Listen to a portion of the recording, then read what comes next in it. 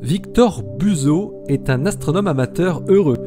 Le 20 septembre 2016, en testant un nouvel imageur sur son télescope de 400 mm, il photographie la galaxie NGC 613 et voit apparaître en direct une supernova.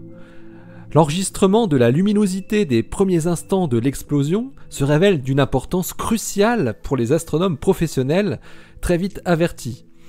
Aujourd'hui, Victor Buseau est co-auteur de l'article décrivant les avancées obtenues par cette observation fortuite, publiée dans Nature. Ça se passe là-haut, par Eric Simon. NGC 613 est une galaxie spirale située à 26 mégaparsecs, 85 millions d'années-lumière. La supernova est une supernova de type 2b, effondrement gravitationnel d'une étoile massive en fin de vie. Les astrophysiciens ont construit depuis de longues années un modèle physique décrivant comment doit se passer une telle explosion. L'effondrement, suivi d'un rebond, doit déclencher une onde de choc qui peut prendre 1 jour pour atteindre la surface de ce qui reste de l'étoile massive. Jusqu'à présent, les images les plus précoces d'une supernova avaient été capturées environ 3 heures après que l'onde de choc avait atteint la surface de l'étoile. Mais le serrurier argentin, lui, a effectué une série d'images avec une exposition de 20 secondes, et ce, durant 90 minutes d'affilée. Il a ainsi enregistré pour la première fois la brutale augmentation de luminosité qui correspond au moment où l'onde de choc atteint la surface de l'étoile mourante. Buseau raconte qu'habituellement il compare ces images avec des images d'archives des galaxies qu'il photographie, mais là, il pouvait voir la différence entre ces premières images et les suivantes. Victor Buseau a eu le bon réflexe de prévenir tout de suite l'Union astronomique internationale qui réunit de nombreux astronomes professionnels. Plusieurs d'entre eux se sont donc rués sur la nouvelle supernova et ont pu l'étudier très vite. Les premières minutes et premières heures d'une supernova contiennent en effet de nombreuses informations sur le processus en jeu et la structure de l'étoile en train d'exploser.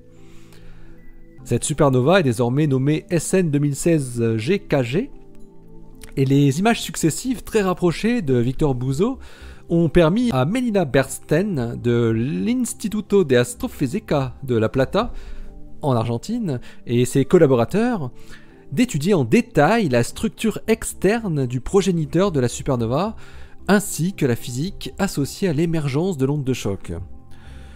En développant des modèles hydrodynamiques de l'explosion, qui prennent en compte l'évolution complète de la supernova dans différentes phases, qui sont dirigées par des processus physiques différents, les chercheurs montrent que le traitement de l'onde de choc peut tout à fait être découplé du mécanisme qui déclenche l'effondrement gravitationnel.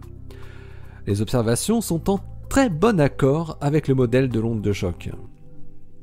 Les spécialistes estiment, au vu de la fréquence attendue d'une explosion de supernova dans une galaxie, 1 par siècle en moyenne, de la courte durée de la phase précoce de l'explosion, de la localisation de la supernova en périphérie de la galaxie, la rendant bien visible, de la qualité du ciel requise pour l'observer dans de bonnes conditions, que Victor Buseau avait une chance sur 100 millions de faire cette observation sans précédent.